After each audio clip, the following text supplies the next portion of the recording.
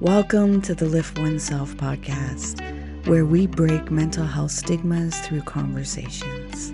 I'm your host, Nat, and we dive into topics about trauma and how it impacts the nervous system.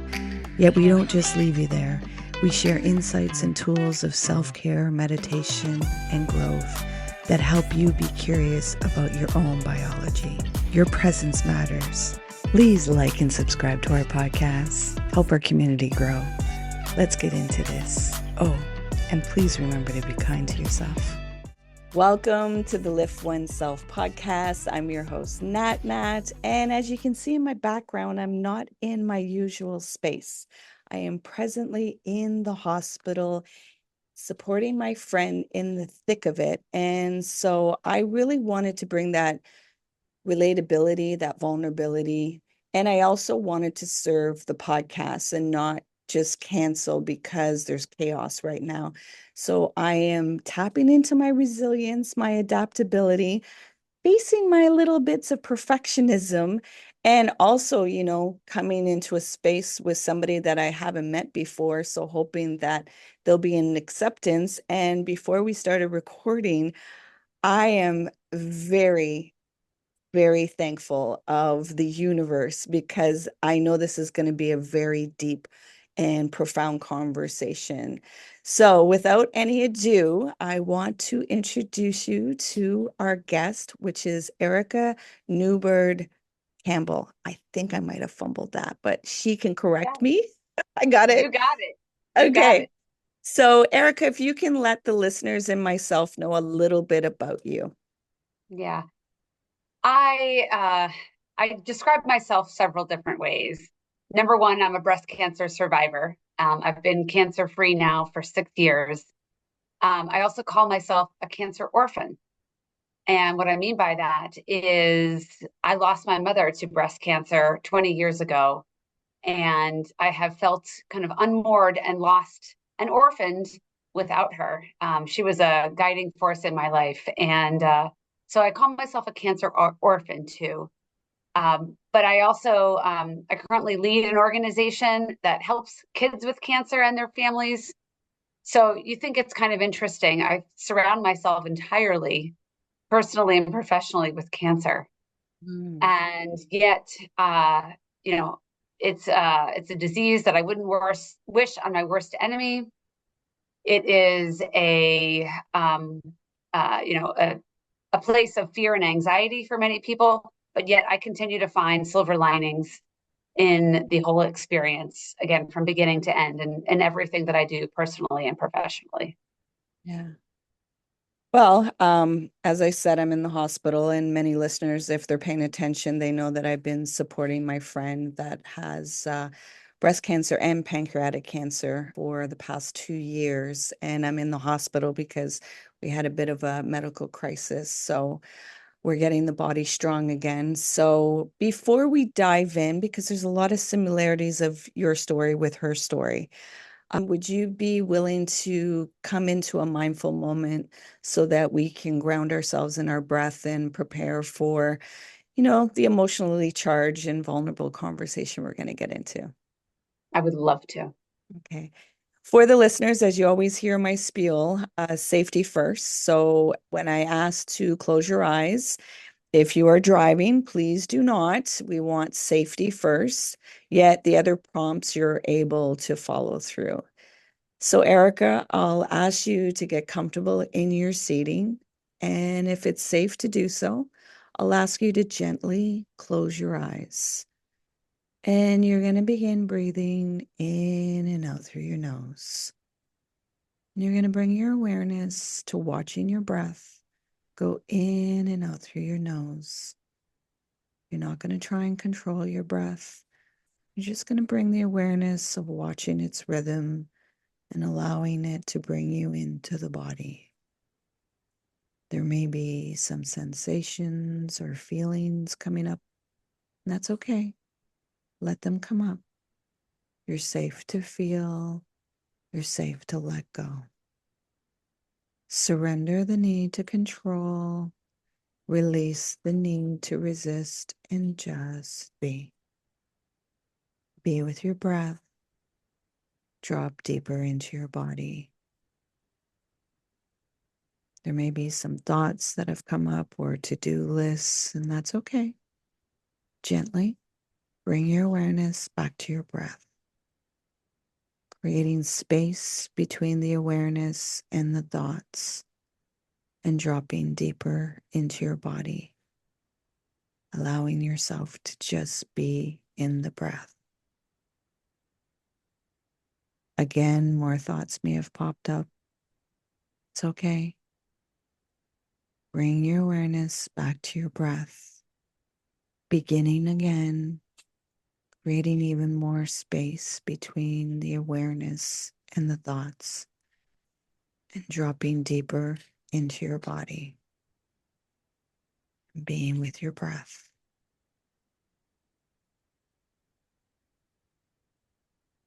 Now, at your own time and at your own pace, you're going to gently open your eyes while still staying with the breath. How's your heart doing? Much better now. I'm very thankful for when I discovered meditation in 2015.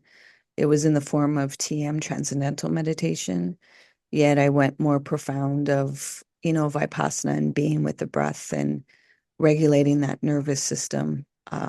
And I think we forget to access this many times a day. So that's why I've brought it into the podcast, not just telling people you should meditate, it's inviting them in to take these mindful moments and seeing that like 2 minutes, it can do a profound energy clearing for yourself to have more clarity and to, repivot yourself to face whatever experiences or having to show up. One thing I know that I've been having to do in these past 10 years, 10 years, these past 10 days, well, 10 years also, Yeah. is accessing my breath to have courage to show up with the vulnerability and the fragility of life. So I would like to ask, what is your mother's name?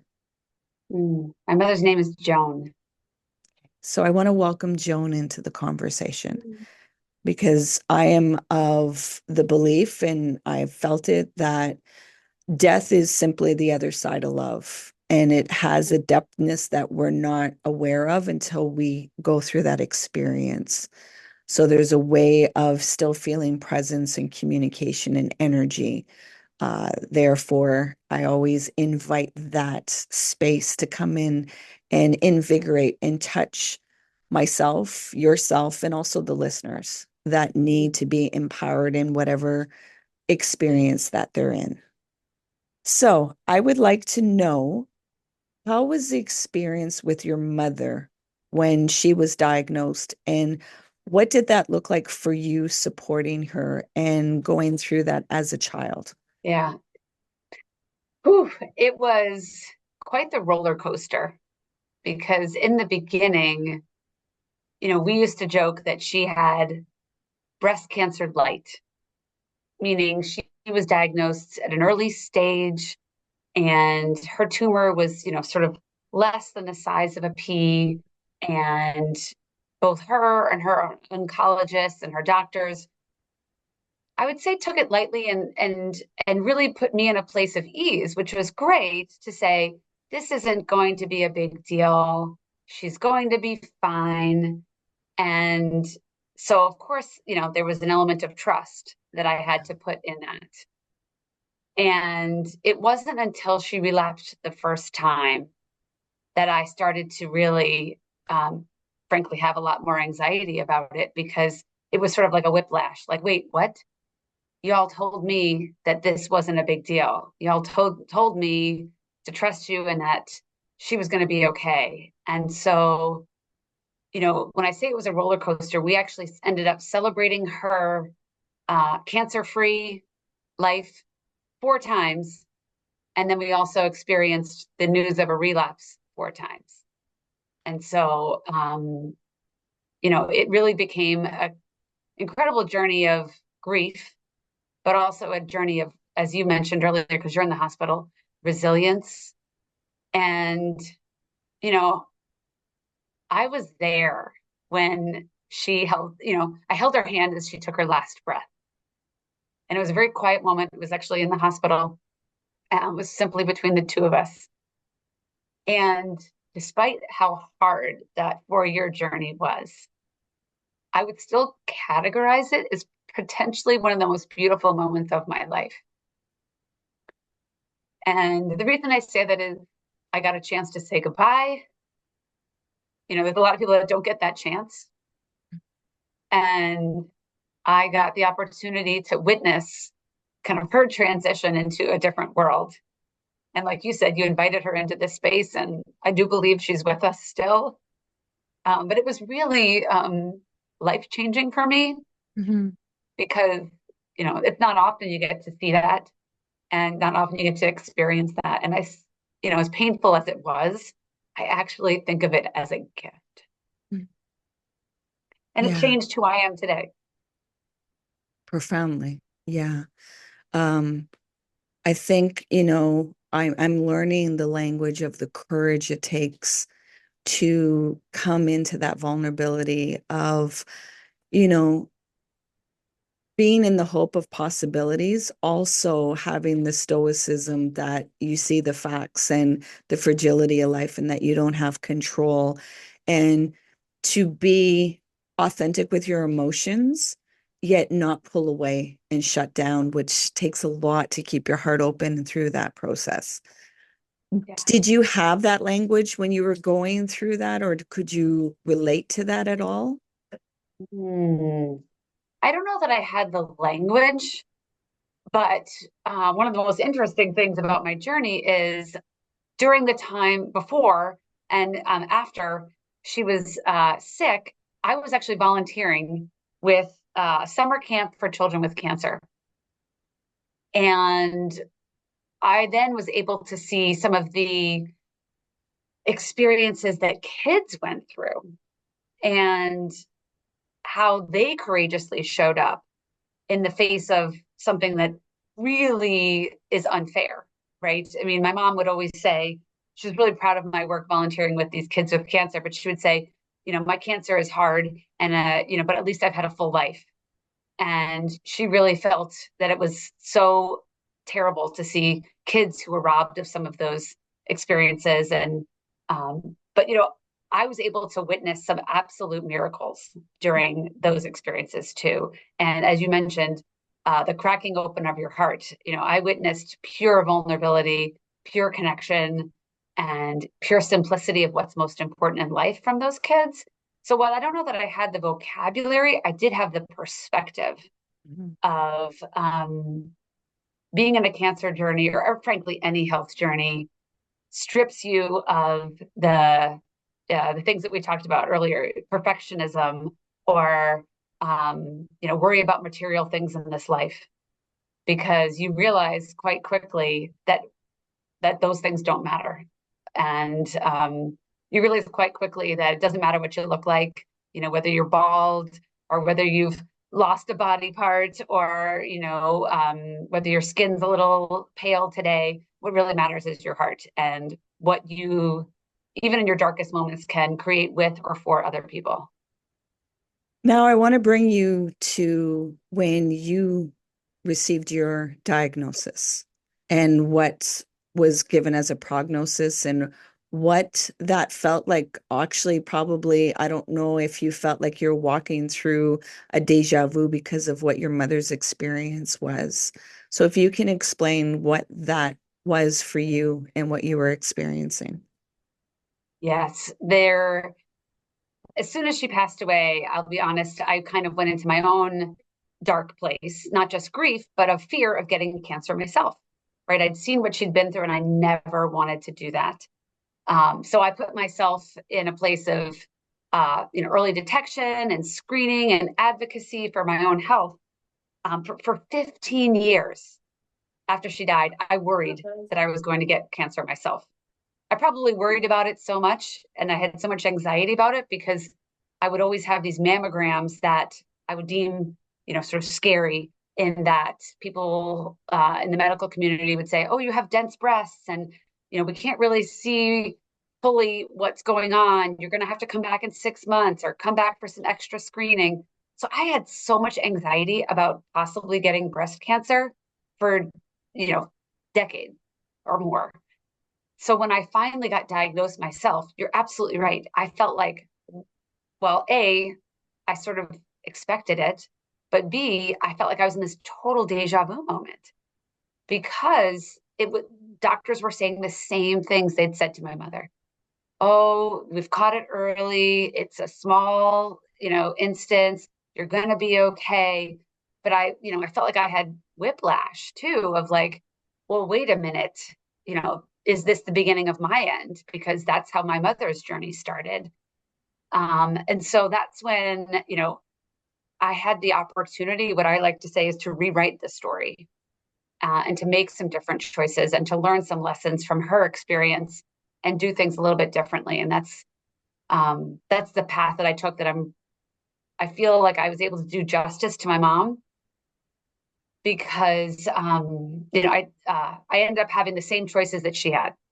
So she had to choose between what they call a lumpectomy, which is where they just take out a small lump in your breast of, where the cancer tissue is, or a mastectomy, which is where they remove both breasts. And as you can imagine, those are really big choices and they're very different.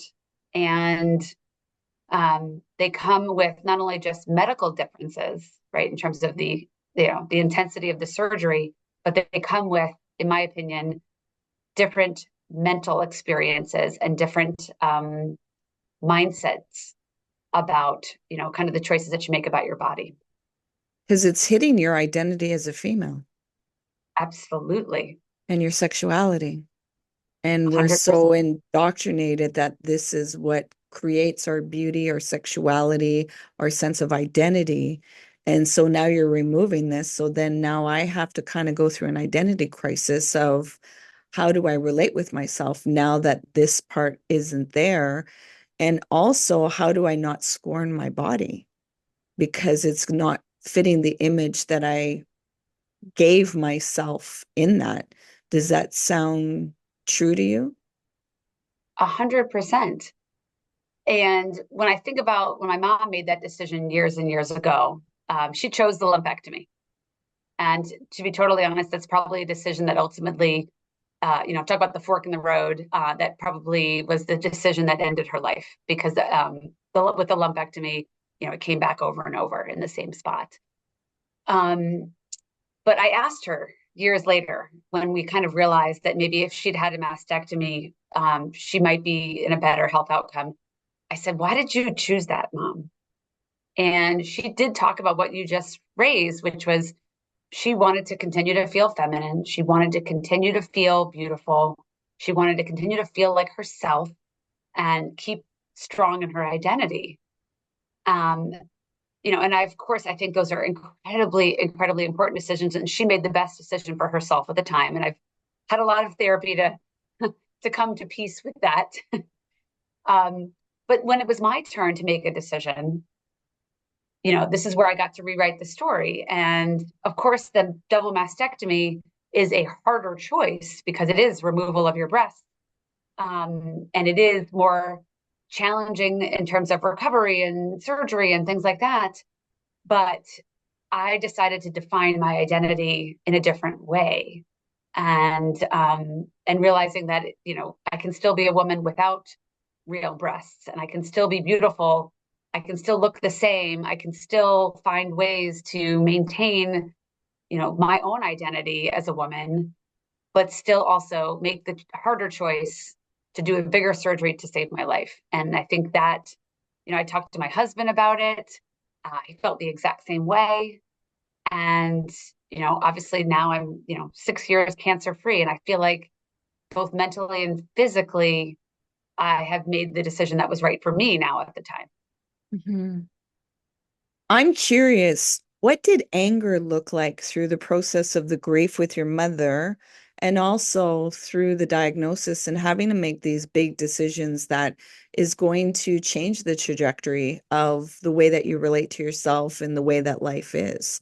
What did anger look like for you and were you able to befriend it? Ooh, that is such a good question.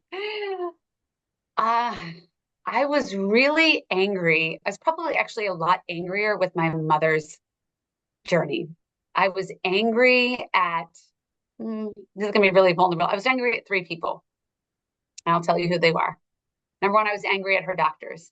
I was angry at, maybe some of the decisions that uh, could have been made differently, maybe some of the influences that could have changed her decision, her outcome. So I was really mad at them, and I could get past that. The second person I got mad at one point or another was my mom. I was really angry that there were times she wouldn't get a second opinion, or I was angry there were times she wouldn't go to sort of the fancy, I'd call this fancy clinic that we asked her to go to. She chose to stay in her small hometown hospital when we'd gotten her some appointments at a much bigger, much more well-known facility. And I was angry at her because I felt like maybe she was giving up. And I don't like to admit that because that's an embarrassing thing to admit. But it wasn't angry at her. I never, we only had one argument about it, but I also was able to reconcile that over time. And I think that was part of the grief journey. Mm-hmm. Mm-hmm. The third person I was most angry about was God, if I'm Mm-hmm. being totally honest. Mm-hmm. I was really angry with him because I had felt that, she was faith-filled. She was she was the saint on earth. I had been a good girl most of my life. Is this what I get? Mm-hmm. And I actually had to do a lot of counseling on just my relationship with God and the universe because I couldn't understand how God or universe or any being that you believe in could be so cruel to somebody so lovely. And I'm Mm-hmm. sure you've seen that with your friend, and many, many of your listeners have seen that in their lives. And that I had to do a lot of long-term work to get over that anger. And I'm at peace. God and we're good now. But that was probably the hardest journey. Yeah. Thank you for that. And thank you for the honesty, because that's what healing starts. The things that we're so afraid to reveal, because, like you said, there's embarrassment, there's judgment on how dare you think like this, where it's like, well, you're allowed to have your own emotions and your own thoughts and it not interfere with somebody else. Because how are you able to really access the depths of yourself if you're not being honest? And I thank you for that transparency, because that allows somebody else to be like, oh, I'm it's okay to engage with this. And it's like, yeah, they're emotions. Your nervous system is trying to protect you. So it's trying to control. And what does anger? Anger is the bodyguard of fear and sadness. So you don't want to fear the fear and you don't want to feel the sadness and you don't want to feel the sense of being robbed, the loss, the injustice. And I think also what is lacking in our conversations is that death is not linear. We have this story that everybody goes at a certain way. And so when that doesn't match up with, the great grandparents go first, then the grandparents, then the parents, then and when it doesn't go, then you feel like you were cursed with something. And we don't really have proper conversations about death. We don't engage it. That's a taboo thing. And it's like, well, it's ingrained with life. So when somebody has to actually experience this, they become very crippled with the grief because they've never even had any experience or conversations or dialect around it. And especially in religious circles, it's all about the resurrection and, praying through this, where it's like, but death isn't like something that was cursed on you. It's part of the fabrics of life. Is it painful? Heck yeah. Like, this isn't minimizing somebody's experience. That's what I want to Right. make it clear. Yet it's also just to recognize, to have healthy relationships with our emotions and accept reality as it is. What happens in that suffering is that we want reality to be something different. Like, I didn't want my mother to die. I didn't want to lose my mother. I wanted to be something different. So then that creates the suffering because you're still in that old world and you're not accepting this new world, which it takes, um, transmutation. It takes being able to feel your authentic emotions. It takes wrestling and tussling with it all to be able to process the charges that are going on in the body. Now, when it came to your diagnosis, how did anger feel? Yeah. I mean, I was, in this instance, I was also, again, angry at doctors. And what I mean by that is because of my mom's diagnosis and because I had all these, suspicious mammograms for so many years, the truth is I got to a point where I asked several doctors to get a preventative mastectomy. I was like, I am done with this, with these breasts, right? They are causing me so much anxiety. They went from a body part, which, like you said, that was making me feel beautiful or making me feel feminine, or, maybe, at that point, they were life giving things for my babies. I had Yeah. two babies and I was done with them. I was like, they've gone from this like beautiful thing to this thing that's causing me anger and anxiety. And so please just let me have a preventative mastectomy, please. And so many doctors said, no, you have just as much risk as any other woman. You don't need that. And I was like, okay. And then so when I got the diagnosis myself, I was a little angry because I was like, I told you so. Mm-hmm. Sort of my intuition was like, I know that I'm going to get this. You could argue I manifested it because of some of those emotions and anger over the years. But I was angry that I had to wait until I got the diagnosis, which was far scarier than choosing it before a cancer occurred. So there was a little bit of anger there, maybe a little bit of anger at myself because I had let it go, right? I was like, well, these doctors tell me I don't need it. Okay. Without trusting myself and powerfully advocating for myself. And, can't turn back time. But there was, some anger at that Yeah, for of sure. course. You know, as this podcast has been going on, it's been ringing. Women's health hasn't been studied. We just now, just a fraction, have been able to come into the spotlight. Yet everything else was that we were neurotic and emotional and it's all in our head. A lot of, what the female was just reproduce and have babies and that's it.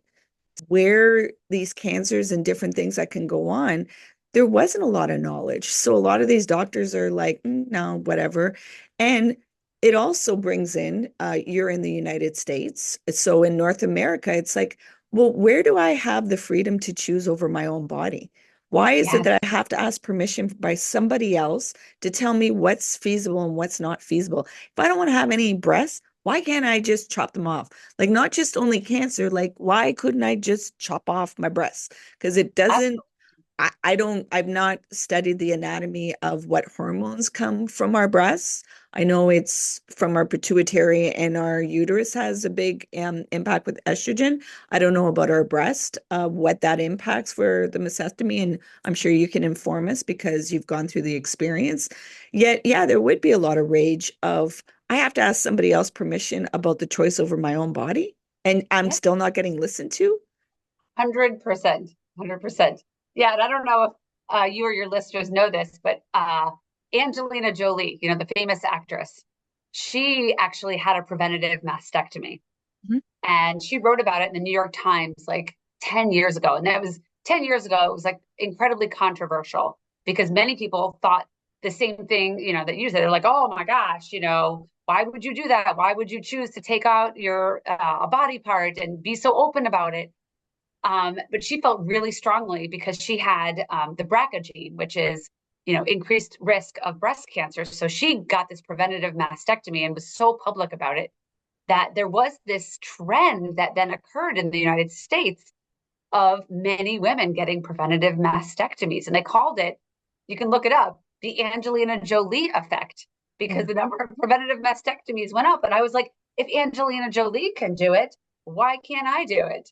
And Hmm. again, they were like, no, that's, don't listen to her. And I'm like, well, somebody is, because they're calling it the Angelina Jolie effect. And to be honest, that woman probably saved my life, because Hmm. I was really okay with the double mastectomy. Seeing, frankly, you can see her in movies now. She's got reconstructed breasts and she looks fantastic. Um, I just, that was the piece that I was really angry about, is that I hadn't done it on my own terms and my own time. Hmm. And that would be um that, and like you said, the intuition telling you, okay, let's do this, and then eroding that kind of trust with yourself that, well, I should have pushed better, or I should have advocated better. Yeah, having to take into context, these are people that we placed in authority, and they're supposed to serve to better people and wellness. They're not here to harm. So in their good judgment, they're thinking, oh, well, no, no, this won't happen to you. Not taking into context, what is the individual telling you? Like you have to care for the person that's in front of you, not the stats and not the numbers. And unfortunately, our medical system doesn't allow that space. You get 10 minutes at max or 15 at max that you want to explain something where, they're not really listening to you. They're just, what's the formula and what is the prescription and what can we do and everything else.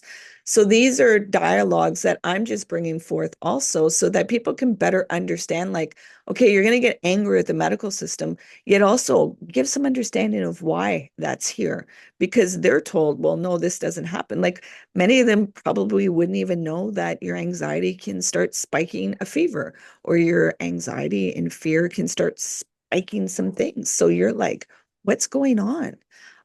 So it's a little frustrating in those aspects. So I hear you, and I'm thankful that you're here on this side and you're taking care of yourself. Now, you have written a book about this whole experience so that you can empower other people. Can you let us know the title of the book and what prompted you to write it?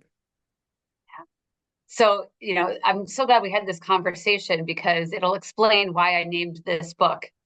So I had the title become The Mastectomy I Always Wanted. And, obviously that title could raise an eyebrow, but if you hear and you've heard about this journey, it probably was deep down, if I was to trust myself, the mastectomy I always wanted, because I always wanted to protect my long-term health, Mhm. given my mother's circumstances. I also named it that because I just felt like mindset was so important in this journey.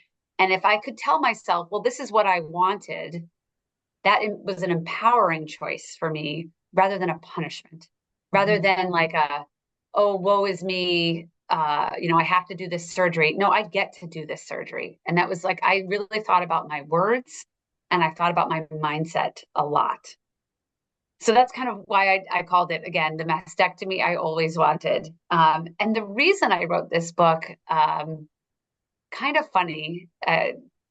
When I first was diagnosed and I decided to have the mastectomy, I was at work and I told my team, I was like, guys, I'm going to be out for probably 4 to 6 weeks in a recovery. And everybody was, wishing me well. After the meeting, a woman came up to me, and she was somebody new in the office. So I hadn't really known her very well. And she just started working there. And she pulls me aside and she whispers, she's like, I've had the same surgery 5 years ago. Mhm. Would you like to see my breasts? And I was like, okay, I don't know you very well. This is a professional setting at work, but yes, I do. And I was like, oh my gosh, this is so weird, but I'm going to do it. And so we like find a bathroom off the beaten path in the office, lock the door, and she takes off her shirt. Her breasts look so real, and her scars were so faint. She had had this reconstructive surgery. I literally even asked, I was like, I'm sorry, but can I just touch them? Like, and they felt real. Like, it was so, so life-giving for somebody to be so vulnerable. I didn't even know this woman. And there Mhm. she is, just taking off her shirt. And again, that's another piece that changed my mindset. I was like, oh, okay, this is going to be a terrible, challenging surgery, but look at what it looks like in 5 years. Yeah, She looks exactly. great. I would never know. And in that moment, I really say, I was like, oh, this is pretty rare. This is pretty rare. Like, I'm sure there's not a lot of women who get this experience. And I didn't decide to write the book in that moment, but I was like, I want to make sure that I can do this for other women in the future. So I started taking pictures before, during, and after my surgery, like completely topless, completely vulnerable. Hmm. And and then a couple of years had went by, and I found myself getting all sorts of like calls and texts from friends who'd be like, my sister just got diagnosed. Can you talk to her? Or my neighbor just got diagnosed. Can you guys connect? And so I would call these women, we would talk, and then I'd send them these photos of me and my chest. And I was like, wow, A, it's really vulnerable. And so I got to pay it forward to other women. But B, I need to scale this and get it out to more women because these interactions I was having with newly diagnosed women, they were like, oh my God, thank you so much. You're the only person who kept it real. You're the only person who was super vulnerable to share this with me. And these are like pictures and words that are not available really on the Hmm. internet in a safe way, right? Like I went to my doctor and I was like, can you show me some pictures of what I'm going to look like the day after my surgery? He's like, no, I don't have any. I'm like, you don't have any? You don't have any? Okay. But so I was like, well, I'll take some. And so the book is actually, it's really short. You know why? Because it has all these pictures and it has journal entries from like I would say the first month of my diagnosis. Hmm. And it ended up just being like poetry because my words, my thoughts, my mindset was so fragmented that I actually ended up like typing up my journal entries. I was like, this kind of looks like poetry. So it's really short. And Yeah, I just think a woman newly diagnosed, she doesn't have time. So you can read it end to end in about an hour. yeah. I love that because, we know that the arts allow us to be much more vulnerable than having the analyzing mind try to nitpick, where words can give an expression of so much more depth than, the analytical mind. I want to bring you into a reflective question.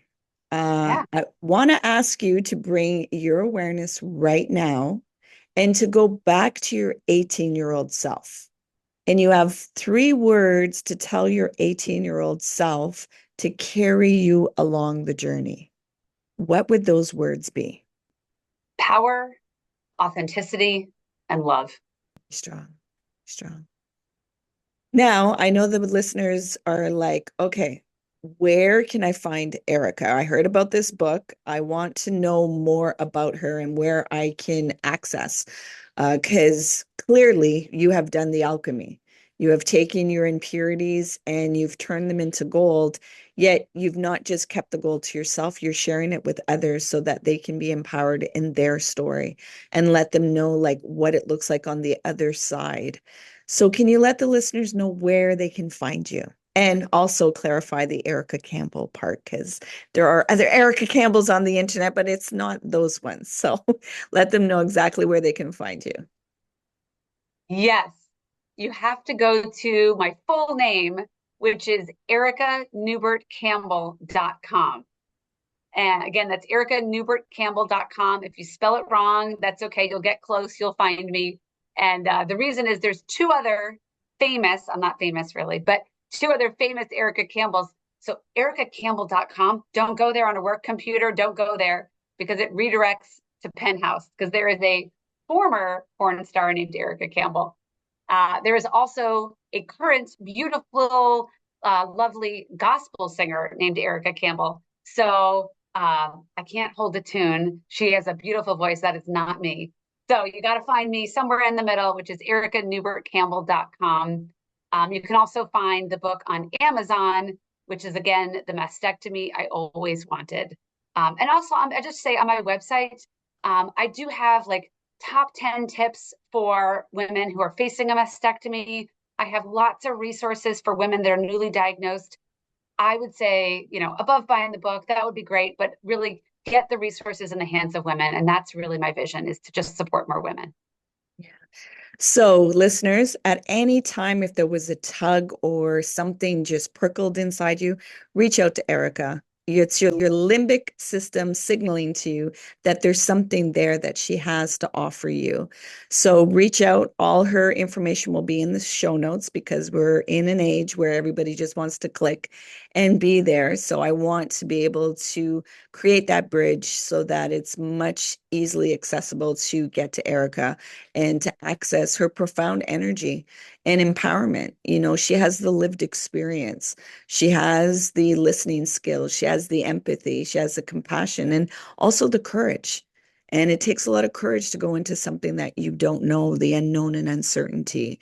Yet you have somebody that has a successful story. So that will be the empowerment for you to go through. And also, maybe you know somebody, so you're able to ask Erica what that is. How can I support them? You know, I don't even know how to show up in this because it can be very uncomfortable of, you know, what do I do? And we want to fix, we want to save, we want to remove the pain. And that can do much more harm. It's being able to hold that space and ask somebody that's going through it, which everybody is different. Yet when somebody's gone through it, they can give you some language of what that looks like to be somebody that's supporting somebody on their journey. So be sure to connect with her and get in contact with her because she has a wealth of knowledge and resources. And, you know, I want to thank Joan for being in this conversation. You know, we're October right now, October actually 17th in the mid of the month. And this is, you know, Breast Awareness Month. And so I really want to thank you for being so vulnerable and transparent in this conversation, Erica, and what you're bringing out in the world. I am truly sincere when I say the alchemy. It really is alchemy of what you're bringing in to this world. So I want to thank you for that. Yeah. Well, Nat, I want to say thank you not only for this opportunity and this conversation and your intention, but the way that you are currently showing up for your friend. And I find that incredibly inspiring. And I know that you've been in this with her for 2 years. And, you know, there's nothing wrong that you can say because when you show up, those are your words. Those are the words that you are not even speaking.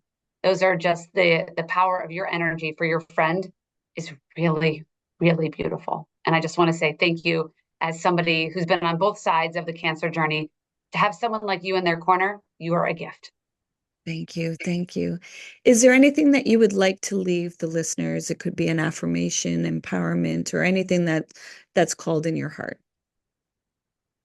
The affirmation that I say almost daily to myself is you are not alone and you already have everything you need. And that's what I would like to leave with your listeners. You are not alone and you already have everything you need. You have it inside you, you have it within you, you have it around you. And I encourage you to find those people if you feel alone, but know deep down there is always, always somebody there for you. Thank you for that. Thank you. Please remember to be kind to yourself. Hey, you made it all the way here. I appreciate you and your time. If you found value in this conversation, please share it out. If there was somebody that popped into your mind, take action and share it out with them. It possibly may not be them that will benefit, it's that they know somebody that will benefit from listening to this conversation. So please take action and share out the podcast. You can find us on social media, on Facebook, Instagram, and TikTok under LiftOneSelf. And if you want to inquire about the work that I do and the services that I provide to people, come over on my website, come into a discovery call, LiftOneSelf.com. Until next time, please remember to be kind and gentle with yourself. You matter.